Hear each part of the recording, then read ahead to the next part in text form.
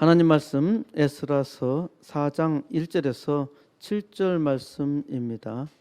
스룹바벨과 예수아와 기타 이스라엘 족장들이 이르되 우리 하나님의 성전을 건축하는데 너희는 우리와 상관이 없느니라. 페르시아 왕 키루스가 우리에게 명령하신 대로 우리가 이스라엘의 하나님 여호와를 위하여 홀로 건축하리라 하였더니 아멘. 역사를 기억하지 않는 자는 그 역사를 다시 살게 마련이다. 이 말은 나치 독일의 유대인 포로 수용소 아우슈비츠 어느 건물 입구에 적혀 있다고 합니다. 역사를 기억하지 않는 자는 그 역사를 다시 살게 마련이다. 한국 문단의 1세대 평론가인 유종호 씨가 그 겨울 그리고 가을 나의 1951년이라는 책에서 이 말을 인용하고 있는데, 이는 과거를 모르는 젊은 세대들에 대한 경고의 메시지라 생각합니다. 유종호 씨는 17의 나이에 한국 전쟁을 겪었는데 1951년의 모습을 그 겨울 그리고 가을 나의 1951년에 기억에 의존해서 생생하게 담아 두었습니다. 유종호 씨는 이 자전적 에세이에서 기억은 남은 자의 슬픔이다 라고 했는데, 그의 기억은 전쟁 트라우마인 것입니다. 많은 것을 기억한다는 것은 많이 상처받았다는 것이고 많이 아팠다는 것이라 말합니다. 유대인 포로 수용소 아우슈비츠 건물에 들어가면서 역사를 기억하지 않는 자는 그 역사를 다시 살게 마련이다 라는 글을 보는 사람은 역사를 생각하겠지요. 저는 거제 포로 수용소에 몇 번이나 방문하고 사진도 찍기는 했습니다마는 뭔가 잘못 만들었다는 생각을 갈 때마다 늘 하고 있습니다. 역사적 현장은 역사적 교육의 생생한 흔적인데 우리나라 많은 역사 유적은 제가 부족해서인지 늘 뭔가 부족하다는 생각을 합니다. 뭔가 부족하다고 했는데 이는 그 역사적 현장에 뭔가가 없다는 말입니다. 너는 무엇을 보았는가? 뭔가를 보기는 보았는데 뭘 보았는지 모릅니다. 드라마는 뭔가를 카메라 앵글을 통해서 보여주지요. 카메라가 무엇을 잡느냐? 아주 길게 만든 드라마도 한 편의 장면에 뭔가를 담아둡니다. 요즘 카메라는 PPL 광고로 보는 사람의 눈을 괴롭게 하고 사람의 머리에 광고를 심어 놓습니다. PPL은 프로덕트 플레이스먼트라는 말로 상품을 배치한다는 뜻이지요. 특정 장면에 상품을 배치하여 광고 효과를 노리는 것인데 드라마의 장면이 아니라 사람의 머리에 상품을 배치하는 작업입니다. PPL은 제품 간접 광고라고 하는데 실은 직접 광고보다 훨씬 위력이 있습니다. 광고 사업자는 PPL을 대단히 선호하고 특히 우리나라나 중공에서는 드라마의 각본에 PPL을 위해서 내용을 조작하기도 합니다. 쓸데없는 장면들이 가끔 들어가는데 잘 보면은 PPL 광고를 위해서 들어간 것을 볼 수가 있죠. 재미난 사실은 PPL은 콩글리시라고 합니다. 우리나라 사람들이 PPL이라고 하지 영어권에서는 프로덕트 플레이스먼트, 그래서 프로덕트의 P하고 플레이스먼트의 PL 이걸 따가지고 PPL이라고 합니다. 드라마를 보기는 보았는데 머릿속에 오랫동안 남아있는 것은 PPL 광고입니다. 이해가 되시나요? 놀이공원에 갔다 온 사람들은 머릿속에 뭔가 남아 있습니다. 또 여행을 하면은 뭔가 머릿속에 남아 있습니다. 그러면은 역사 박물관에 가면은 그 머리에 역사가 있어야 합니다.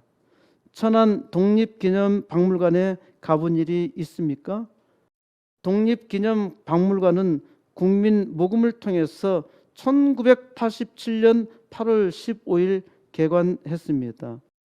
1987년 개관했는데 1945년 독립했으니까 무려 42년이 지나서 독립기념박물관을 만들었다는 거, 이거 심히 부끄러운 일이죠. 그것도 독립기념박물관을 만들게 된 계기가 1982년 일본이 역사 교과서를 왜곡하자 그 대응으로 그 해에 모금을 시작했던 것입니다. 저는 독립기념박물관을 가지 않기로 작정한 일이 있습니다. 갈 기회가 여러 번 있었는데 일부러 가지 않았어요. 121만 평의 터 가운데 우뚝 선 결의 지분 41,316장의 구리 기와를 얹은 지붕 면적만 해도 3,000평이나 됩니다. 그런데 1986년 8월 4일 부실 공사로 인한 전기 합선으로 기와장이 다 녹아내어 버렸습니다. 화재의 원인은 당시 부실 자재를 사용했기 때문이었고 독립기념관에 일본산 자재를 사용했던 것입니다. 그래도 나중에는 독립기념박물관을 가봐야 하겠다는 생각에 몇 년 전에 갔습니다마는 저는 독립기념관에서 무엇을 보았는지 모르겠습니다. 제가 많이 무식하기는 하지만은 아이가 독립기념관에 왔어도 뭔가 보았다는 것은 있어야 하지 않을까요? 독립기념관을 보았을 때 독립이 무엇인지, 자유가 무엇인지 느낄 수 있도록 해야 하지요. 독립과 자유를 배울 수 없으니까 우리는 자유가 무엇인지 모릅니다. 자유는 쉽게 거저 얻어지는 것이 아닙니다. 쉽게 자유를 배울 수 있는 것이 아닙니다. 우리가 자유하다고 하나 자유를 모르니까 우리는 실제 자유하지 않습니다. 우리는 반만년 역사를 자랑하지만은 어디를 보아도 그 역사가 없습니다. 우리가 1945년 8월 15일 독립했지만은 우리에게는 아직도 독립 정신이 없습니다. 역사를 바르게 배우지 못한 까닭이지요. 잘 먹고 잘 살기 위해서는 자연과학과 공학의 발전이 필요하지만은 사람답게 살려면은 인문학이 바로 서야 합니다. 사람은 자기가 누구인지 알아야 하는데 자기를 알려면은 역사를 알아야 합니다. 왜 그럴까요? 사람은 어디서 와서 어디에 있고 어디로 가야 하는지 알아야 합니다. 제가 하나님을 알기 전에는 몰랐어요. 몰랐기 때문에 인생을 방황했습니다. 방황이라는 것은 어디로 가야 할지 모른다는 것이죠. 제가 공부를 하기는 했지만은 왜 해야 하는지 몰랐습니다. 그렇기 때문에 공부를 해도 허무하다 생각했던 것이죠. 하나님을 알게 되면서 내가 어디에서 와서 어디로 가는지 알게 되었습니다. 그리고 지금 무엇을 해야 하는지 알고 기도하고 있습니다. 먼 산의 윤곽은 칼로 깎은 듯이 분명하지만은 그 산에 가까이 가면 갈수록 굴곡이 복잡하여 알 수 없어진다. 그와 마찬가지로 사람의 일에서도 몇천 년 전 조상의 일일수록 제 나라의 일이 아니고 남의 나라 일일수록 그 잘잘못을 판단하기가 쉽고 제 나라에 가까워질수록 알기가 어렵다. 정말 자아에 이르면은 정말 알기 어렵다. 이른바 등잔빛이 어둡다는 것이다. 그러나 일은 어디서 잘못되었냐 하면 자아에서다. 행동하는 주체는 죄가 되기 때문이다. 함석헌 씨의 뜻으로 본 한국 역사 중에서 나온 말을 인용했습니다. 우리는 우리가 살고 있는 시대에 우리가 아주 잘 알고 있다고 생각하지만은 아는 사람은 없습니다. 한 가지 예로 세월호 기념관을 만든다고 하는데 사람들로 하여금 뭘 보라고 하는지 저는 전혀 모르겠어요.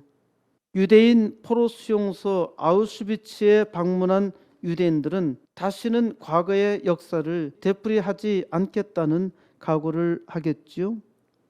주 70년경 예루살렘 성벽은 로마군에 의해서 완전히 파괴되었습니다. 지금도 유대인들은 예루살렘의 동쪽 통곡의 벽 앞에 서서 눈물 흘리며 하나님의 말씀을 반복적으로 외우고 기도합니다.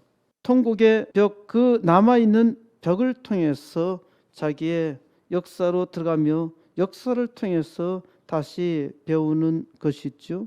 주 70년의 로마군에 의해서 예루살렘이 완전히 파괴되었다면은 그 멸망의 역사를 다시는 되풀이하지 말아야 하는데 이스라엘 백성은 무려 2000년 동안 세상을 방황하며 계속 고난을 당했습니다.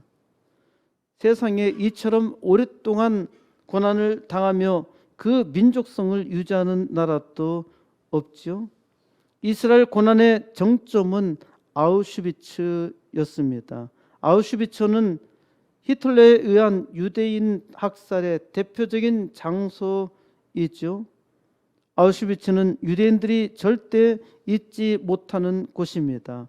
아우슈비츠 학살은 주 70년경 예루살렘 멸망을 잊은 대가였습니다. 유대인들은 오랜 고난의 역사를 통해서 이제 겨우 배웠습니다. 하지만 유대인들이 지난 2000년간 그 역사를 통해서 배운 것이 아닙니다. 무려 대략 4000년 전에도 하나님께서 늘 말씀하셨고 또 선자를 통해서 계시하고 경고했습니다. 그런데 유대인들은 말씀대로 살지 못하고 심지어 자기들의 구세주 그리스도를 십자가에 달아 죽였습니다.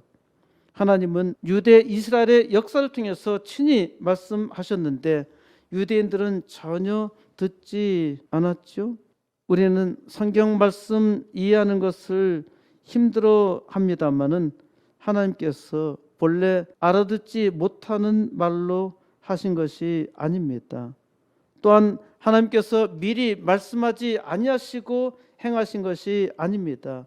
이사야 48장 16절에서 너희는 내게 가까이 나와 이것을 들으라. 내가 처음부터 비밀히 말하지 아니하였나니 그것이 있을 때부터 내가 거기에 있었노라 하셨느니라. 이제는 주 여호와께서 나와 그의 영을 보내셨느니라.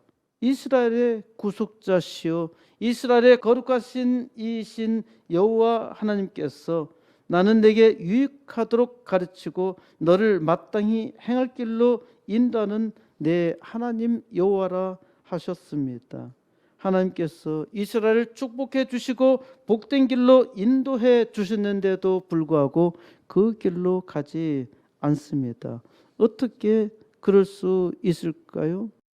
우리 자신을 생각해 보세요.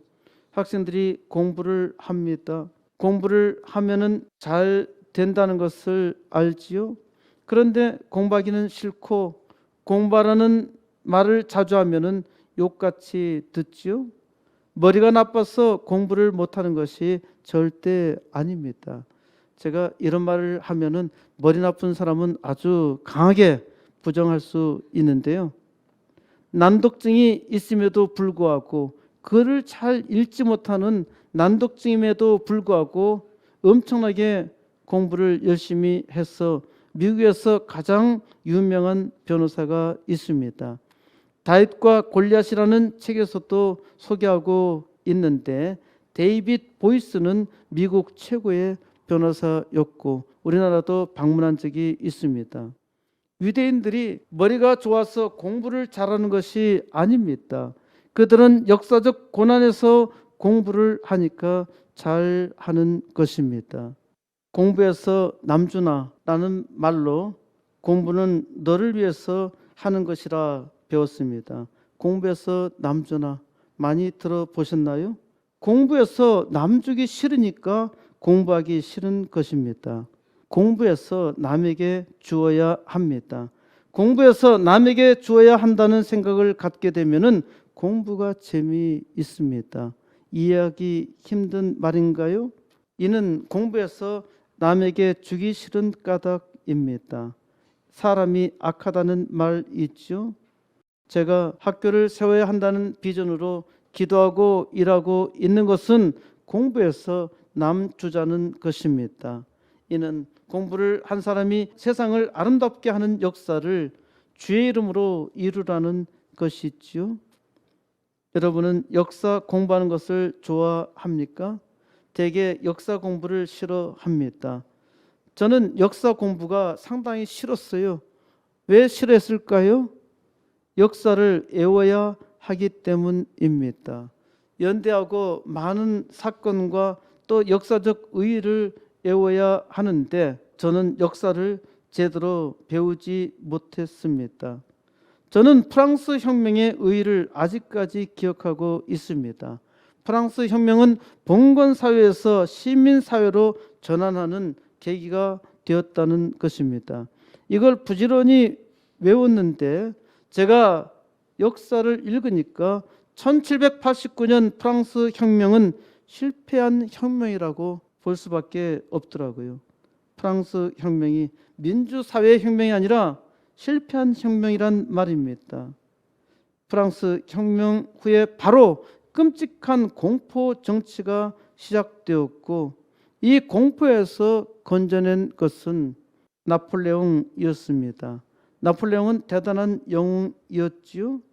자유가 한방 혁명으로 바로 얻어지는 것은 결코 아닙니다. 우리는 자유하다고 생각하고 있지만은 우리나라의 자유는 아직 멀었습니다. 예수님께서 유대인들에게 진리를 알지니 진리가 너희를 자유롭게 하리라 말씀하셨지요. 이는 진리의 말씀이잖아요. 그런데 이 진리의 말씀을 들은 유대인들은 예수님에게 분노하였고 심지어 예수님을 죽이려고 했습니다. 사람들이 진리를 좋아하나요? 그것은 생각에 불과합니다. 진리를 좋아하신다고요? 그러면은 진리의 말씀을 잘 들어야 합니다. 진리의 말씀을 들으면은 진리를 좋아하는 것이 분명합니다. 진리를 좋아하는 사람은 또한 역사를 좋아합니다. 왜냐하면은 역사를 통해서 역사적 사명을 깨닫기 때문이죠. 하나님은 역사 가운데 들어오셨고 우리를 역사로 초청하십니다. 하나님은 우리를 역사적 현장에 두시고 거기서 말씀하십니다. 오늘도 역사를 통해서 하나님께서 나에게 말씀하시는데 삶의 현장에서 주시는 하나님의 계시의 말씀을 잘 들으시기 바랍니다. 바로 여기에 하나님의 놀라운 축복의 비밀이 있습니다. 에스라서 4장 1절 사로잡혔던 자들의 자손이 이스라엘의 하나님 여호와의 성전을 건축한다 함을 유다와 베냐민의 대적이 듣고 우리는 에스라가 기록한 말씀을 읽었습니다. 에스라는 주전 480년경부터 40년 동안 활동했던 제사장이었고 또 유대인의 서기관 곧 기록자였습니다. 에스라라는 이름의 뜻은 하나님이 도우신다는 뜻입니다. 유대인들에게 있어서 이름은 매우 중요합니다. 특히 성경에 기록된 이름은 하나님의 계시를 나타내고 있어요. 어떤 사람은 하나님의 계시대로 살지 못하고 그 이름의 정반대로 살아간 사람도 있지만은 특히 성경에 그 이름을 남겨두고 있는 이름은 하나님의 계시를 그대로 이름대로 나타내고 있습니다. 하나님께서 에스라를 통해서 도우신 역사를 앞으로 또 말씀을 통해서 나누게 될 것입니다. 에스라는 유다의 2차 포로 귀환을 주도했던 사람입니다. 이스라엘의 남왕국 유다는 주전 586년 바빌론 제국에 의해서 완전히 멸망당했죠.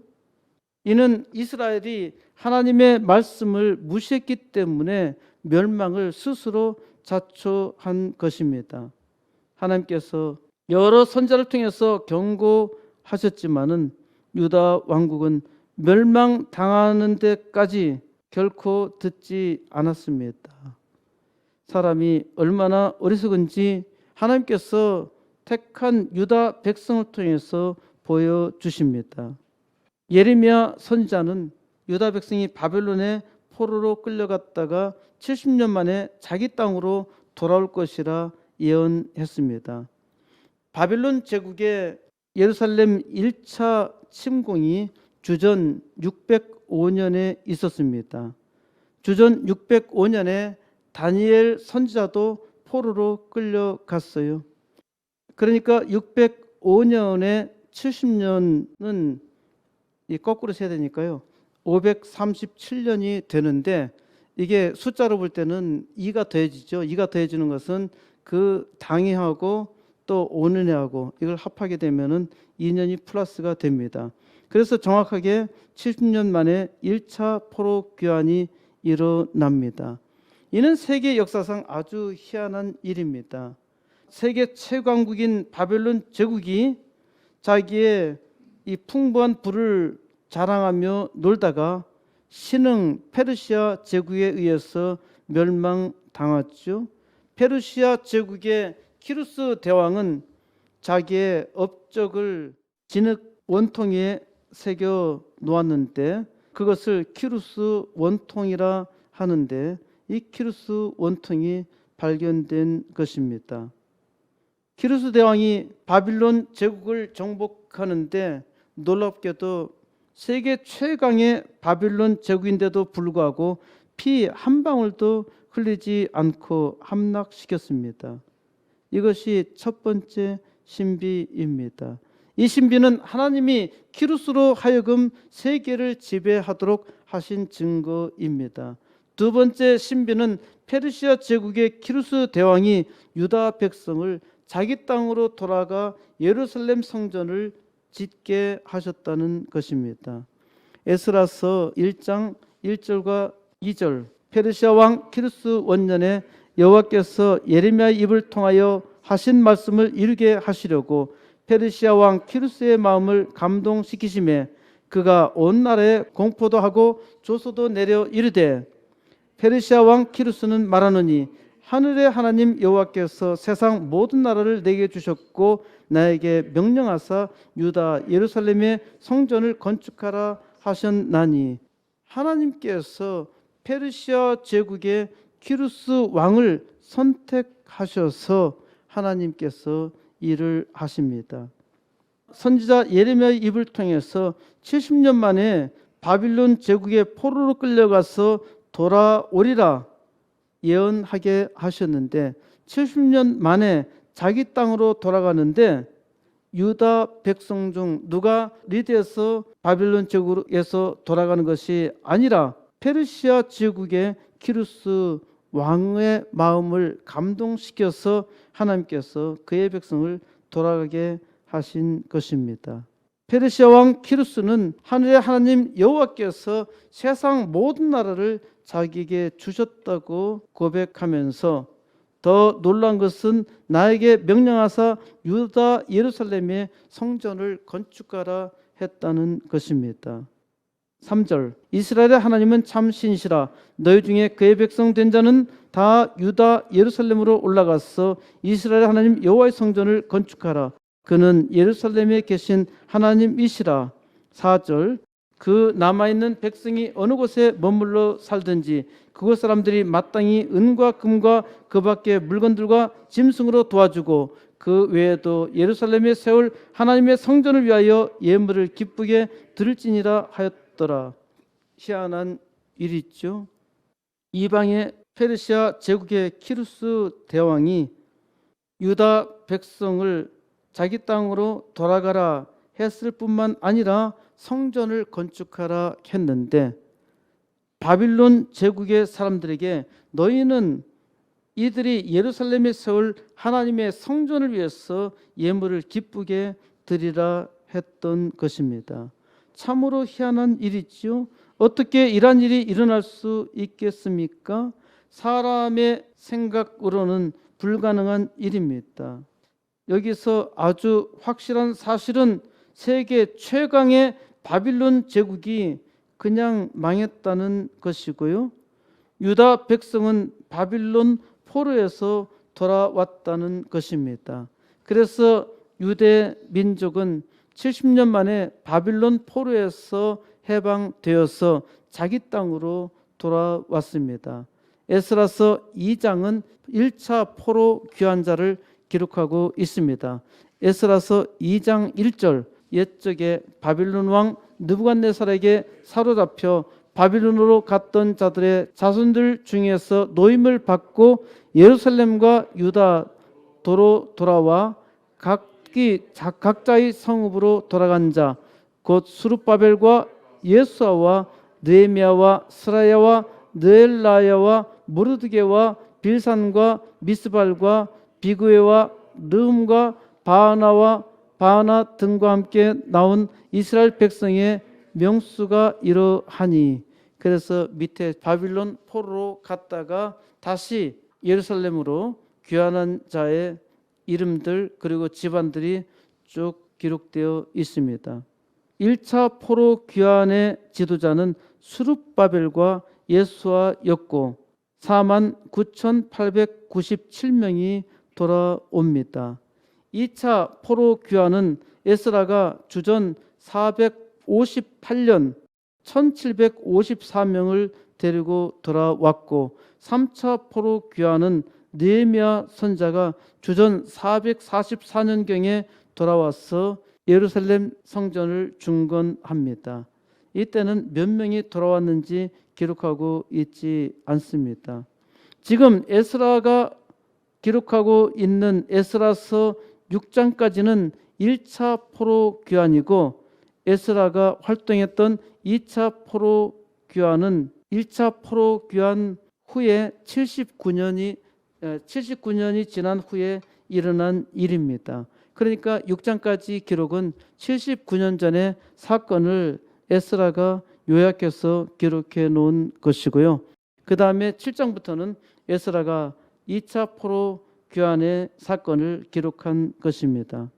1차 포로 귀환의 지도자 스룹바벨은 바벨론의 후회 또는 바벨론에 대한 슬픔이라는 뜻으로 슬픈 이름을 가지고 있지요.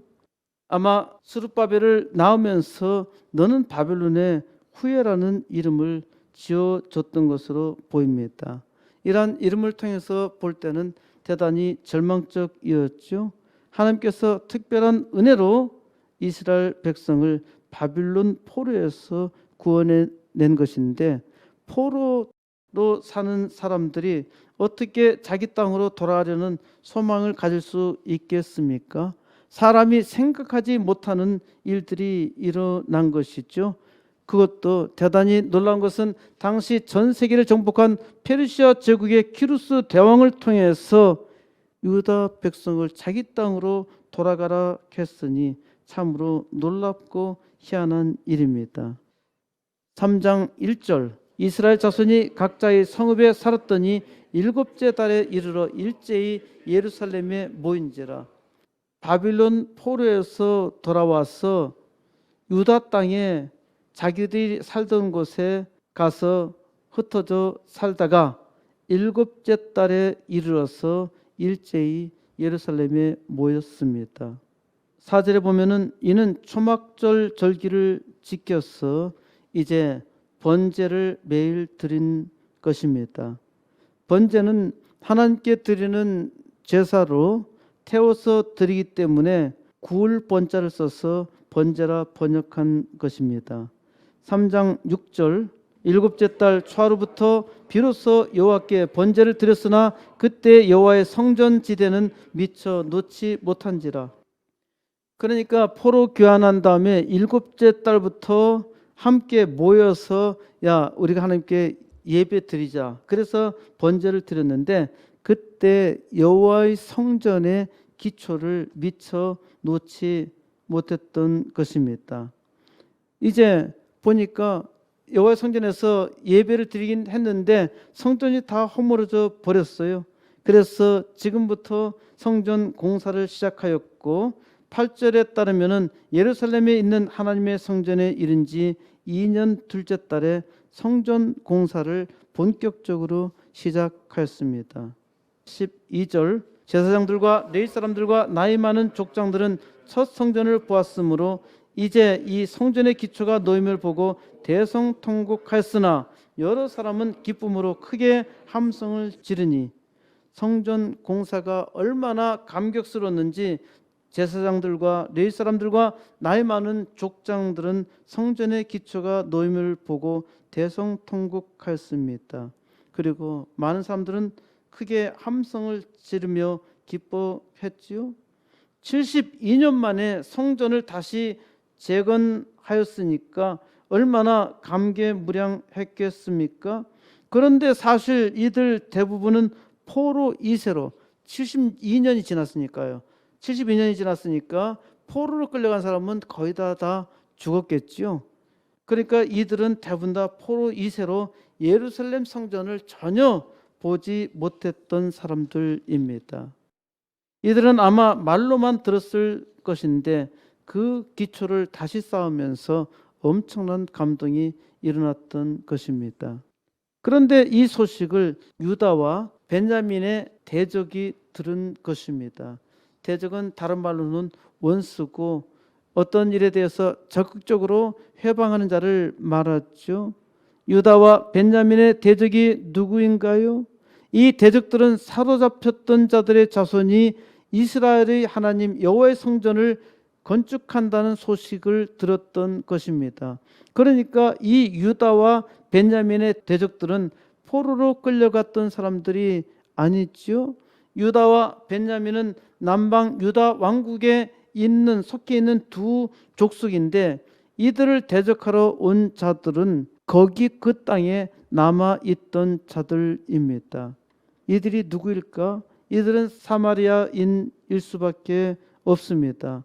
사마리아인은 북방 이스라엘 왕국이 주전 722년 아시리아 제국에 의해서 멸망당했는데 아시리아 제국의 정책이 민족 혼합 정책이라 했죠. 그러니까 아시리아 제국은 세계 각 나라를 지배하면서 서로 민족들을 혼합시켰던 겁니다. 혼혈로 만들었던 거예요. 그래서 이 동네 사는 사람들을 저쪽으로 보내고 저쪽의 사람들을 이쪽으로 보냈는데 오늘날에도 중공과 러시아가 이 민족 이주 정책을 합니다만은 이거는 혼합 정책이 아니라 이 강제로 다른 지역으로 이주시켜서 사는 겁니다. 그러니까 우리나라 사람들도 조선 쪽이 중국 연변에 살고 있죠. 연변에 그렇게 모여서 살고 있는 것은 거기에다가 집단 이주시켰기 때문입니다. 아시리아 제국 에살핫돈 왕은 북왕국 이스라엘을 멸망시키면서 그 백성을 이주시켰는데 일부는 바빌론, 구다, 하맛 등지에서 사람을 이주시켜서 이 이스라엘 땅에 살게 해서 혼혈을 만들었습니다. 이들은 이방의 여러 신들을 섬겼을 뿐만 아니라 여호와 하나님도 신으로서 섬겼습니다. 그러니까 이 다신교 우상 숭배에 빠졌다는 말이죠. 2절 스룹바벨과 족장들에게 나와 이르되 우리도 너희와 함께 건축하게 하라. 우리도 너희와 같이 너희 하나님을 찾노라. 아시리아 왕 에살핫돈이 우리를 이리로 오게 한 날부터 우리가 하나님께 제사를 드리노라 하니 이러한 사마인들이 스룹바벨과 족장들에게 와서 자기들도 성전을 건축하겠다 합니다. 굉장히 반가운 소식이죠. 우리도 너희같이 너희 하나님을 찾노라. 하나님을 찾는데 얼마든지 성전 건축을 함께 할 수 있잖아요.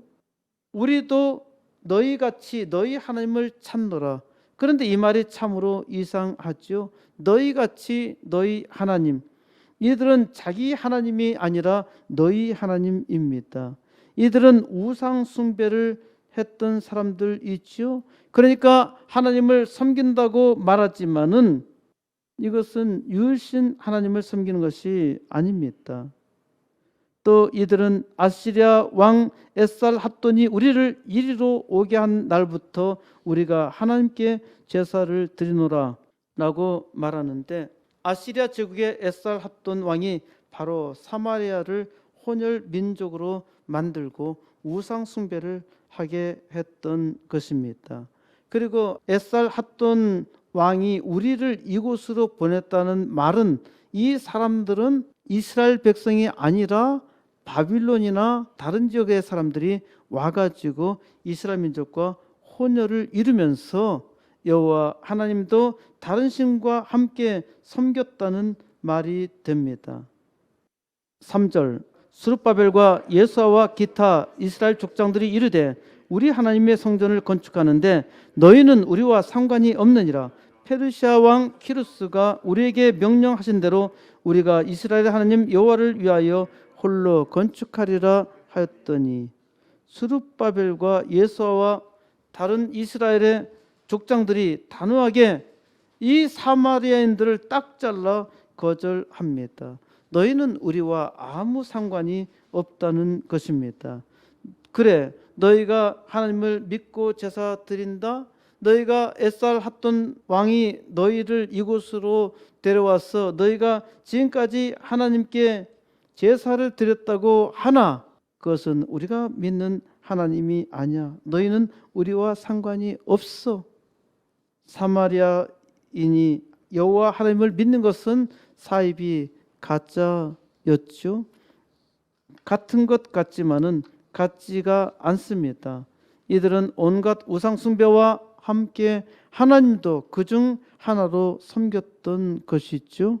오늘날에도 하나님을 믿는다고 하면서 우상 숭배를 하는 사이비가 있으니까 조심해야 합니다. 스룹바벨과 예수아는 페르시아 왕 키루스가 우리에게 명령하신 대로, 키루스 대왕의 명령은 첫째로 예루살렘 성전을 재건하라는 것이고, 둘째로 바빌론 백성들은 성전 재건 사업에 즐거이 헌금하라는 것이었죠. 스룹바벨과 예수아는 우리 스스로 이스라엘의 하나님 여호와를 위하여 여호와의 성전을 건축하겠다고 합니다. 4절, 이로부터 그 땅 백성이 유다 백성의 손을 약하게 하여 그 건축을 방해하되, 그 땅 백성은 혼혈족 사마리아인입니다. 이제 그 피가 이방인과 섞였을 뿐만 아니라 하나님과 우상도 섞어 버렸죠. 북방 이스라엘 왕국은 하나님의 선민의 피를 다 잃어버리고 완전히 혼혈 잡족으로 남은 것입니다. 그러니까 북방 이스라엘이 다 해체되고 말았어요. 이들로 하여금 하나님의 성전을 건축하지 못하게 했더니 이제 본격적으로 방해 작업을 합니다. 이들에게 성전 건축을 허용했다면 어떻게 되었을까요? 예루살렘 성전이 다시 우상 숭배로 상당히 힘들어졌겠지요. 이들의 방해로 말미암아 성전 건축이 20년이나 걸립니다. 사마리아는 어떻게 하면은 이 성전 건축을 하는 유다 백성의 손에서 그 힘을 뺄까? 네, 항상 성전 건축을 해방할 생각만 하지요. 5절, 페르시아 왕 키루스의 시대부터 페르시아 왕 다리오가 즉위할 때까지 관리들에게 뇌물을 주어 그 계획을 막았으며, 여기서 성전 재건이 중단됩니다. 페르시아 키루스 왕 3년, 주전 536년으로 추정되는데 다리오가 즉위할 때까지 중단되었습니다. 다리오는 키루스 왕의 손자로 주전 522년 즉위했으니까 대략 16년간 중단되었습니다. 사마리아인들이 페르시아 관리에게 뇌물을 주어서 성전 재건을 막았으니까 뇌물의 힘이 대단하지요. 뇌물은 아주 강력한 도구입니다. 독립기념관이 불탔던 것도 뇌물을 주고 받았기 때문입니다. 그래서 부실한 자재, 불에 잘 타는 재료를 사용했다는 것이 수사의 결과였어요. 뇌물의 결과가 불에 타 망하는 것이죠. 우리도 이런 점에서 자유할 수가 없습니다. 사람들에게 하나님보다는 돈의 위력이 막강합니다. 하나님께서 은혜 주셔도 사람들은 돈에 쉽게 굴복합니다. 왜 하나님의 성전을 짓는데 이러한 악당들의 방해를 받고 중단해야 하나요? 우리가 사는 이 시대에도 하나님의 일을 하고자 하는데 사이비 종자들 때문에 방해를 받지요. 하나님의 일이라고 해서 모든 것이 마구 주어지면은 사람들은 하나님의 은혜라고 생각하지 않습니다. 하나님의 풍성한 선물에 사람들은 하나님이 아니라 우상을 숭배합니다. 이러한 사실은 이스라엘이 보여주었고 오늘날에도 하나님께서 특별한 은혜에 대해서 사람들은 망각했고 자기 능력을 자랑하는 것을 볼 수 있습니다. 하나님께서 많은 복을 주셔서 배가 부르자 하나님을 떠난 사람도 있는데 사람에게는 적절한 고난이 있어야 합니다. 힘든 일이 있어야 하나님을 찾고 또 고생이 심하면은 하나님을 더욱더 의지하고 무엇보다 또 이 땅에서 고생하는 삶은 의미가 있습니다. 돈보다 하나님을 믿고 의지하는 것이 신앙입니다. 6절 또 아하수에로가 즉위할 때 그들이 글을 올려 유다와 예루살렘 주민을 고발하니라. 아하수에로 왕은 에스더를 자기의 왕비로 삼았던 왕이죠. 아하수에로 왕은 485년부터 464년까지 왕위에 있었으니까 5절과는 상당한 시간적 격차가 있습니다. 516년 성전 재건이 끝난 후에 30년이 지나서 아하수에로가 왕으로 등극했을 때 사마리아인들은 왕에게 글을 올려서 유다와 예루살렘 주민을 고발했습니다. 이것은 무슨 내용으로 고발했는지 알 수는 없는데 이 뒤에 나오는 흐름으로 볼 때도 성전 재건과 관련되어 있는 것으로 생각됩니다. 그러니까 이 성전 재건이 끝났지만은 또 성전 재건을 하고 있다는 것은 여기 성경에 기록되어 있지는 않지만은 성전을 계속적으로 파괴하는 작업이 일어났다는 것을 볼 수가 있죠. 그리고 느헤미야서 보면은 성전 문이 회파되었다는 소식을 듣고 느헤미야가 눈물을 흘리며 기도합니다. 그러니까 성전은 지었어도 이 사마리아인들이 계속적으로 그 예배의 장소를 공격하고 또 페르시아 왕에게 고발해서 성전을 짓지 못하도록 했던 것입니다. 7절 아닥사스다 때에 비슬람과 미르드락과 다브엘과 그의 동료들이 페르시아 왕 아닥사스다에게 글을 올렸으니 그 글은 아람 문자와 아람 방언으로 써서 진술하였더라. 아닥사스다 왕은 페르시아 제국 아하수에로 왕의 아들로 주전 464년에 등극해서 424년까지 20년간 다스렸습니다. 비슬람은 평화의 아들, 그 이슬람의 슬람은 평화라는 뜻이라 그랬죠. 샬롬, 슬람 다 평화라는 뜻인데 비 하는 것은 아들이라는 뜻입니다. 그러니까 비슬람은 평화의 아들이라는 뜻으로 히브리식 이름이고 미드르닷은 미드라의 선물이라는 뜻인데 이는 페르시아식 이름이고 다브엘은 하나님은 선하시다 라는 말로 아람어식 이름입니다. 이러한 이름으로 볼 때 어떤 사람은 히브리 사람이고 어떤 사람은 아람 사람이다 라는 것을 추정할 수 있죠. 그러니까 이들은 다민족 혼혈 사마리아이라 할 수 있습니다. 이들이 페르시아 왕 아닥사스다에게 올린 글이 있는데 이 글은 바로 고발하는 고발장입니다. 이 글이 아람어라 쓰여 있다 하는데 아람어는 당시의 국제 공용어였습니다. 페르시아가 세계를 지배했지만은 공용어는 과거의 강국이었던 아람어였습니다.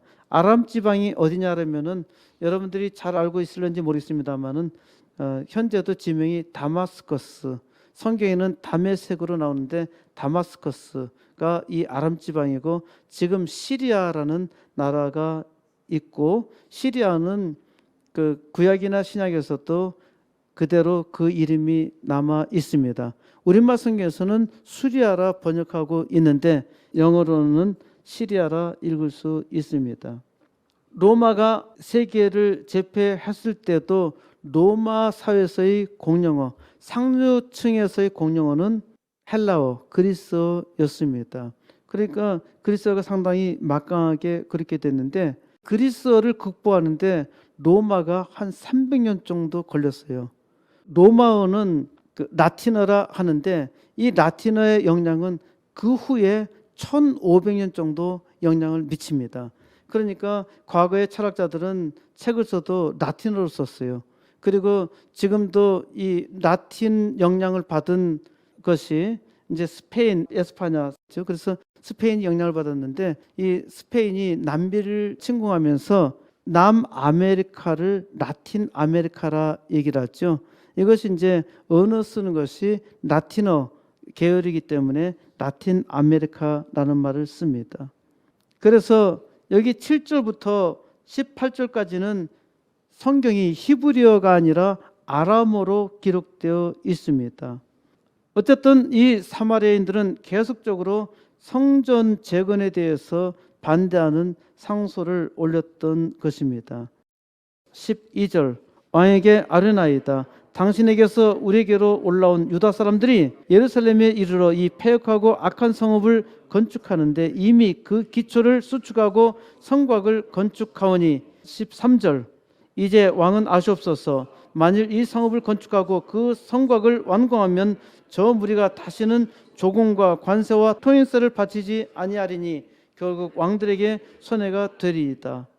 이 말을 요약해서 말하자면은 유다 백성이 예루살렘 성을 지금 건축하고 있는데 이것을 완공하면은 왕에게 조공과 세금을 바치지 않을 것이라 말합니다. 그러면은 왕들이 손해를 볼 것이다. 왕의 자식도 손해보고 계속해서 손해를 볼 것이다. 한번 왕의 실록을 보라. 그러면은 그 사실을 확인할 수 있다. 그래서 아닥사스다 왕이 명령하여 확인해 보니까 과연 그러했습니다. 이제 이 사장의 맨 마지막 절은 다리오 제2년까지 성전 재건이 중단된 것으로 끝나고 있습니다. 여기서 다리오 왕은 다리오 2세로 423년부터 404년까지 통치했던 왕이고 그러니까 다리오 2년에 중지되었다 하니까 주전 422년에 성전 건축이 중단되었던 것입니다. 이처럼 하나님의 성전을 건축하는데 아주 오랜 동안 방해가 많아서 제대로 짓지 못했는데 유대인들이 예수님에게 표적을 보여달라고 요구했을 때 예수님께서 너희가 이 성전을 헐라 내가 사흘 동안에 일으키리라 말씀하셨죠. 유대인들은 이 말을 듣자 이 성전은 이 예루살렘 성전은 46년 동안 지었거늘 내가 3일 동안 일으키겠느냐? 유대인들의 말 속에서 이 성전을 46년 동안 지었다고 말하는데 이 성전이 몇 년 동안 지어진지 아는 사람이 아무도 없어요. 그러나 이 기록으로 볼 때는 이 예루살렘 성전은 무려 46년 동안 계속적으로 공사했던 것으로 보입니다. 그러니까 짓다가 방해하면 못 짓고 또 짓다가 방해하면 못 짓고 그래서 처음에 완성했다가 계속해서 또 파괴하고 짓고 파괴하고 짓고 그래서 46년 동안 이 성전을 지었던 것입니다. 하나님 여호와를 위하여. 바빌론 포로에서 돌아온 스룹바벨과 예수아와 사람들은 하나님 여호와를 위하여 예루살렘 성전을 재건했습니다. 하나님께서 페르시아 제국 키루스 대왕으로 유다 백성의 귀환을, 또 유다 백성을 통해서 예루살렘 성전을 재건하도록 했지만은 사실 이들은 돌아온 후에 성전 재건을 하지 않았지요. 7개월이 지난 후에 모여서 성전 재건할 마음이 일어났고 2년이 지나서 성전 재건을 시작했던 것입니다. 이와 같이 하나님께서 은혜를 주셔도 사람들은 잘 망각합니다. 은혜를 받았을 때는 열정적으로 마음을 갖고 힘쓰다가도 곧 잊어버리고 말지요. 우리도 이런 경험을 참으로 많이 하면서 하나님의 끊임없는 은혜 때문에 하나님을 믿고 의지하게 된 것입니다. 하나님의 은혜를 망각했는데 하나님께서 생각나게 하셔요. 그래서 이들은 하나님을 위하여 성전을 재건하겠다고 하는데 사이비 무리들이 나타나서 방해했지요. 스룹바벨은 이들이 대적이라는 것을 알았고 이러한 대적에 대해서 과감하게 반대했습니다. 때로는 악당들의 도움을 받을 수도 있겠지만은 근본적으로 신앙을 파괴하는 일이라면은 과감하게 끊어야 합니다. 이것이 선한 지혜이지요. 하나님의 선한 일을 한다고 해서 마냥 순조로운 것은 아닙니다. 그 일이 거룩하고 귀하면 귀할수록 사탄의 방해는 더욱 심합니다. 저 자신도 하나님 나라의 부흥에 대한 열망을 가졌지만은 37년 동안 기도하며 기다렸습니다. 하나님 여호와를 위하여. 하나님을 믿는 사람들마다 하나님을 위하여 일한다고 합니다. 하나님을 위하여 일하는 것이 무엇인가요? 첫째로는 하나님이 주셔야 합니다.